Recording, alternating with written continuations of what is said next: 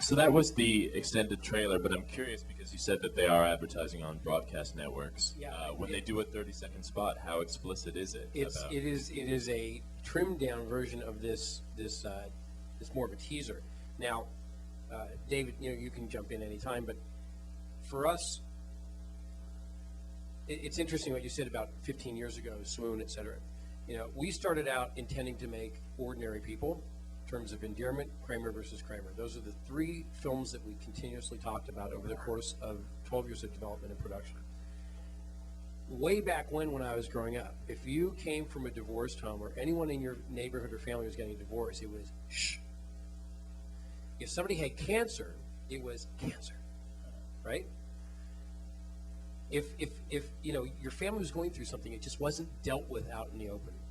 Flash forward 15 years, and look at where we're at as a society. Terms of Endearment is a movie about a family in crisis.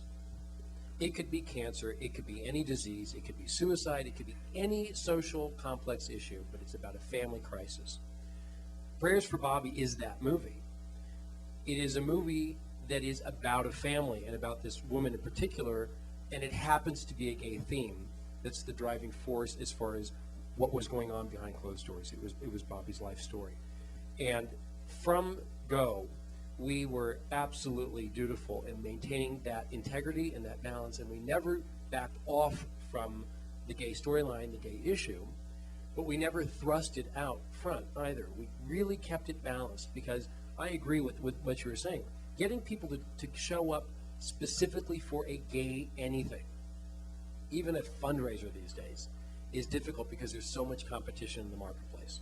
But I gotta wish that there was more like in-your-face gay movies like there used to be, because now I feel like, I don't know, I kind of like that. I like edgy stuff. I like because that pushes the mainstream stuff further, and I kind of feel like that's kind of missing now. I mean, but don't you think that's at least in part a function of the fact that 15 years ago the gay community was dealing so much with AIDS? I mean, I feel like a lot of those Sundances where there were so many movies that felt like they were so edgy and so in your face was because people really were dealing with the idea that this may be the last time they had to say anything, and that they were speaking for people who couldn't speak for themselves. I think that's totally true, and actually in Trick we were very conscious that this was almost like a post-AIDS movie. Maybe it was too early, but we were trying to, maybe it was just where we all were in our lives. We were sort of trying to sort of consciously get beyond that, and sort of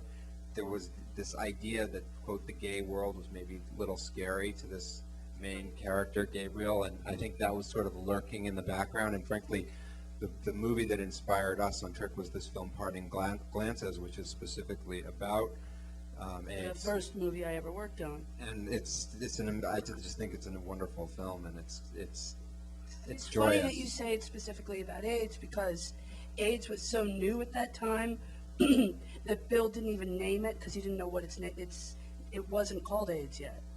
And I think that when he was making the film, he wanted to make sure that it had some kind of timelessness to it, so he didn't name the disease. Although if he had, it would have been GLAAD.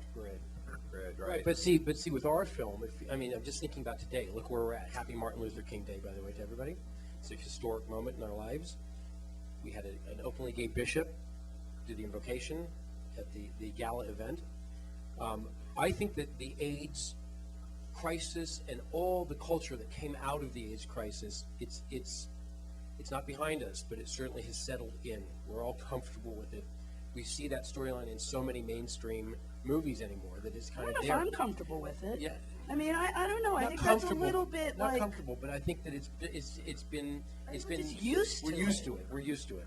But what we're not used to, and what we're fighting over in the streets today, is the role that religion plays in our private lives. So that's been pushed to the forefront. Prop 8, the battle over who is doing the invocation tomorrow. Obama's swearing in. Now, our movie is about the role that religion plays in the dictate that religion plays, this particular religion, in one young man's life, and the blind faith that came along with it. I think that we have evolved in so many, into more complex territory. I think that we're now tackling, on a broad level instead of on a specific level. There are so many movies out there. It's like guess who's coming to dinner? I mean, think about the connection. Guess who's coming to dinner and where we're at as a society today. So I think that marketing these films, and interestingly enough for us, what was absolutely thrilling was that Standards and Practices at Lifetime came back with no notes on the first cut of the picture. Now we've got a movie that tackles teen suicide, a woman who questions her religious faith, her religious conviction, and gay rights, all wrapped up in one movie. And we had no notes from Standards and Practices.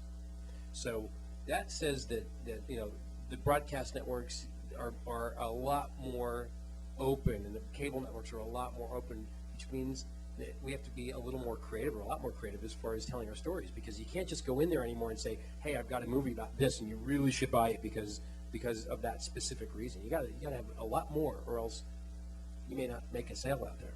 I wonder if a little bit comes. Do you mind if I say something? We worked on a film. The film I was referring to that really didn't work was, and it had issues as a film, but it was really a wonderful exploration of marriage equality called Tying the Knot. And my experience working on that was that you'd go to people in Los Angeles and they would say, well, they weren't really interested in seeing it because they don't want to debate that subject. That debate's done to them. It's not something they're really interested in talking about. Their minds have been made up. And yet the people on the other side of it were really not interested in hearing about it. I mean, just the numbers on it were just astoundingly small, even at the Sunset 5, and some really good bookings. And I mean, I think one question I have a little bit are, most gay and lesbian filmmakers, are their lives so out of whack, and in a good way, because they live in a whole million-person city where millions of people are all sort of on the same page about what it means to be gay and what it means to define yourself as a person beyond the subject of being gay, that to make a story that's doing specific social outreach on gay issues with their movies maybe isn't that interesting to them anymore. So in a way, you're coming back to something that has to be sort of a profound personal statement like Tarnation that goes way beyond just being gay, and it's an incredibly high bar to make a sort of queer piece of art right now. And look at Aton Fox and The Bubble and Walk on Water. That's playing at all the Jewish film festivals around the world. It's also playing at all the gay film festivals. It's in the art house festival. It's so complex, and it covers so much territory.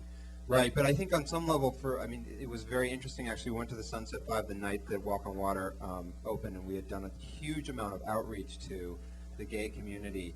And my partner Howard and I, we run Roadside Attractions together, and we were driving into the garage, and there was this old lady trying to get her Delta 88 into the handicap spot, and Howard said, "My God, that looks like my mother."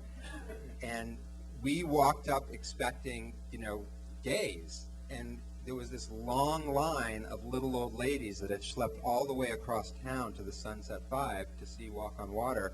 And somehow they weren't fazed by the gay issue. It's actually one of the highest grossing Israeli films of all time. They weren't fazed by the gay issue at all. People loved it, talked about it. And the gay community never really showed up and just didn't seem really interested in it. And I can't say I particularly understand why, but somehow these stories aren't speaking to people. Well, that's something I wanted to talk about, because the future of film distribution is obviously changing, and that could be a reason why. Films like Trick that used to come out, I remember seeing it at the Sunset 5 too.